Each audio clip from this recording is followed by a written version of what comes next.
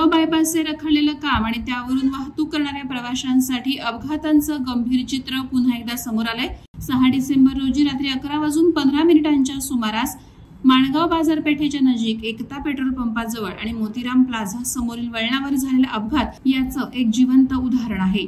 या अपघातामध्ये Maruti Suzuki XL6 आणि WagonR या 2 गाड्यांची भीषण धडक झाली।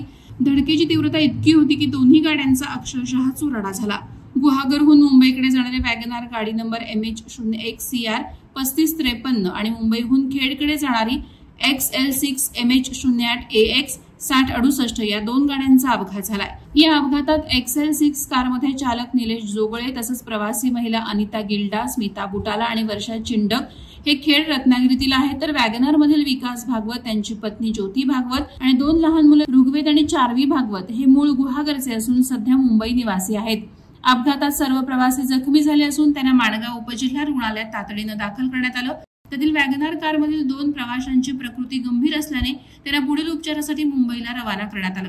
अपघाताची माहिती मिळताच घटनास्थळी माणगाव पोलीस आणि स्थानिकांनी तत्परतेने मदतकार्य केलं। माणगाव पोलीस निरीक्षक निवृत्ती बोराडे यांच्या मार्गदर्शनाखाली पोलीस कर्मचारी भारत वामन पिंपळे, यश गालिंदे आणि गृहरक्षक जवान यांनी शर्थीचे प्रयत्न करून अडकलेल्या प्रवाशांना बाहेर काढलं आणि रुग्णालयात दाखल केलं। या अपघातात 2 लहान मुलं आणि 3 वयोवृद्ध महिला जखमी झाल्यात। बायपासचं काम रखडल्यामुळे या प्रकारच्या अपघातांची संख्या वाढत असल्याचं स्थानिकांमधून बोललं जातंय। यामुळे महामार्गावरील प्रवाशांचा जीव टांगणीला लागलाय। या प्रकरणाची नोंद माणगाव पोलीस ठाण्यात करण्यात आली असून पुढील तपास पोलीस निरीक्षक निवृत्ती बोराडे यांच्या मार्गदर्शनाखाली सुरू आहे।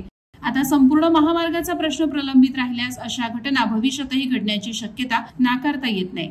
नागरिकांनी आणि संबंधित विभागांनी योग्य ती खबरदारी घ्यावी असं आवाहन यावेळी पोलीस आणि ग्रामस्थांकडून करण्यात येत आहे। वादळवारा लाईव्हसाठी प्रमोद जाधव, माणगाव। नवी मुंबई व रायगड जिल्ह्यातील ताज्या बातम्या आणि घडामोडींसाठी सबस्क्राईब करा वादळवारा लाईव्ह चॅनल आणि दाबा बेल आयकॉन।